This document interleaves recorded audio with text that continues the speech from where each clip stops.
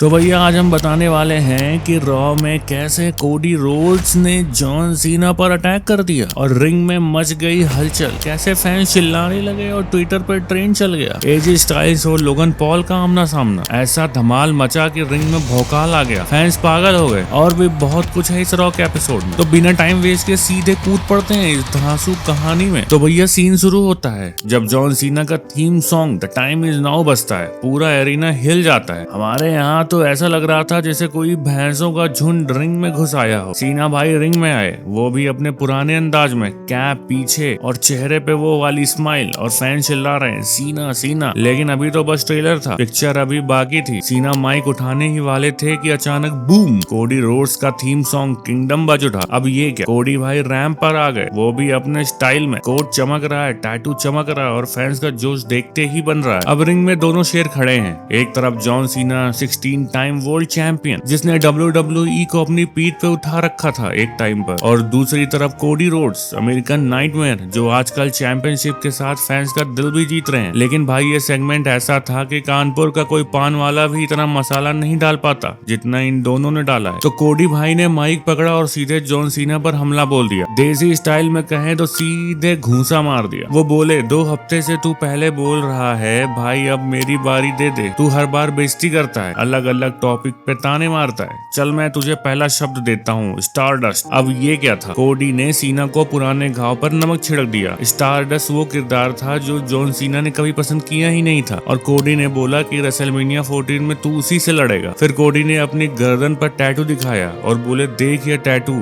मेरी मेहनत की निशानी है, तू मेरे बनाए AEW की बात करेगा। लेकिन भाई सुपरमैन अब सुपरमैन नहीं रहा, तू फैन से झूठ बोला। पहले तुझे हमारी फिक्र थी, अब बता दे कि तूने ये हील टर्न क्यों लिया है। अरे वाह, कोडी ने तो सीना की पोल खोल दी। ऐसा लगा जैसे कानपुर के चौक में कोई भाई अपने दोस्त को बोल रहा हो, अबे तू तो बदल गया यार, पहले तो मेरे लिए जान देता था। अब बारी थी जॉन सीना की। सीना भाई ने माइक उठाया और ऐसा जवाब दिया कि कोडी की बोलती बंद हो गई। वो बोले, तुझको तो बहुत टाइम से प्रोटेक्ट किया जा रहा है, लेकिन अब तेरी हालत में खराब कर दूंगा। सालों से सुन रहा हूँ कि मैं टैलेंट को खत्म करता हूँ। अरे भाई मैं ही टैलेंट हूँ, तू मेरी सफलता की सीढ़ी चढ़ रहा है। मैं इतना बड़ा स्टार रहा कि कंपनी ने तेरे जैसे को स्टार बना दिया। अरे यार ये तो वही बात हो गई कि जैसे कोई बोले मैंने मोहल्ले में ढाबा खोला, तू तो मेरे नाम से पराठा बेच रहा है। सीना यही नहीं रुके, आगे बोले, ये चैंपियनशिप तुझे मेरे साथ अच्छी नहीं लगती, तू मेरे साथ रहा, मेरे सीक्रेट चुराए, फिर भी तू फ्लॉप रहा। तू परफेक्ट बनने की कोशिश करता है लेकिन असली नहीं बन पाता। तू कोडी रोड्स नहीं दिखता, मेरे जैसा भी नहीं दिखता, तू तो बस सूट बूट वाला फैन दिखता है। भाई सीना ने तो कोडी को ऐसा लताड़ा कि जैसे कोई मास्टर जी क्लास में फेल बच्चे को बोल रहा हो, अबे तू तो पास होने के लायक ही नहीं है। फिर सीना ने चैंपियनशिप की तरफ इशारा किया और बोले, ये टाइटल मैंने अपनी मेहनत से बड़ा बनाया है। तेरा टैटू ये बताता है कि तू बस एक फैन है। रेसलमेनिया के बाद तू टॉय वाली चैंपियनशिप ले लेना, क्योंकि ये टाइटल मेरा होने वाला है। अरे वाह, सीना ने तो कोडी को खिलौने का चैंपियन बोल दिया। ऐसा लगा जैसे कोई भाई अपने छोटे भाई को बोला, जा प्लास्टिक की तलवार लेके खेल ले। अब कोडी भाई चुप थोड़ी ना रहने वाले थे, माइक पकड़ा और सीधे सीना की बैंड बजा दी। बोले, शायद तू सही है, मुझे चुना गया था लेकिन इन फैंस ने मुझे चुना। तू ये बोल सकता है तुझे तो एक बंदे ने चुना था जो अब यहाँ है ही नहीं। अरे ये तो सीधे विंस मैकमैन पे ताना था। कोडी रुके नहीं, बोले, मैं अपने पापा डस्टी रोड्स की तरह रेसलर हूँ, तुझे कंपनी ने बनाया, मुझे नहीं। तू हॉलीवुड के लिए रिंग छोड़ कर गया, बता दे रॉक के लिए कौन सोल्ड आउट हुआ। और फिर कोडी ने वो लाइन मारी जो फैंस के दिल में उतर गई,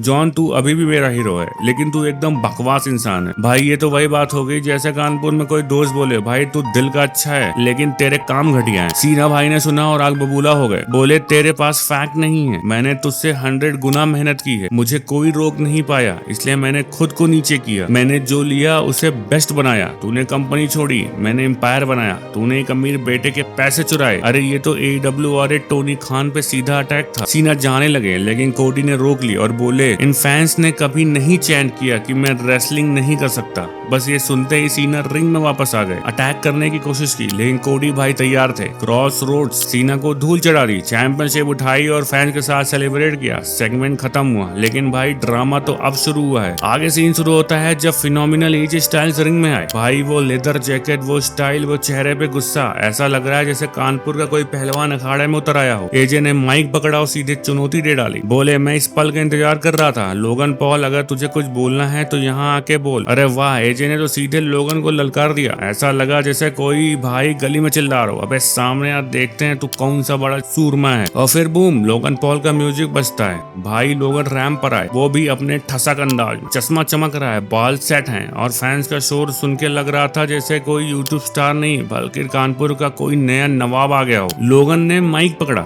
और शुरू की अपनी बगैती। बोले, मैंने तेरी बात सुन ली है जे स्टाइल्स, तू समझ नहीं रहा है, तू मेरे लेवल का ही नहीं है। मैं वर्ल्ड फेमस हूँ, मैं तुझसे ज्यादा स्मार्ट हूँ, ज्यादा गुड लुकिंग हूँ और अब तो मैं पापा भी बन गया हूँ। अरे भाई ये तो वही बात हो गई जैसे कानपुर का लड़का बोले, मेरे पास बाइक है, तुझसे ज्यादा फॉलोवर्स हैं और अब तो मेरी भी शादी भी हो गई है। फिर लोगों ने थोड़ा नरमी दिखाई और बोले, MSG में तूने जो मेरे साथ किया मैं तुझे माफ करता हूँ, लेकिन अगली बार ऐसा मत करना। अरे ये क्या, लोगन भाई माफी मांग रहे हैं कि माफ कर रहे हैं? कुछ समझ में आया नहीं। अब AJ स्टाइल्स थोड़ा चुप रहने वाले थे। भाई ने माइक उठाया और ऐसा ट्विस्ट मारा कि लोगन की हवा निकल गई। वो बोले, मैं भी तुझे माफ करता हूँ, लेकिन लोगन ने चौंक के पूछा, इसका क्या मतलब है? और AJ ने बोला, वो सुन के फैंस हंसते हंसते लोटपोट हो गए। बोले, मैं तुझे इस बात के लिए माफ करता हूँ कि तू सबसे बड़ा मूर्ख बन के रिंग में आया है। अरे यार ये तो वही बात हो गई जैसे कोई भाई बोले, मैं तुझे इसलिए माफ कर रहा हूँ क्योंकि तू पूरा बेवकूफ है। AJ रुके नहीं है, आगे बोले, ये फैंस को बस इस बात से मतलब है कि तू रिंग में उनके लिए क्या कर सकता है। हम लंदन में हैं और मैं लड़ने को तैयार हूँ, तेरा क्या कहना है? भाई AJ ने तो लोगों को सीधे रिंग में भिड़ने का चैलेंज दे दिया। ऐसा लगा जैसे कोई गली का दादा बोले, चल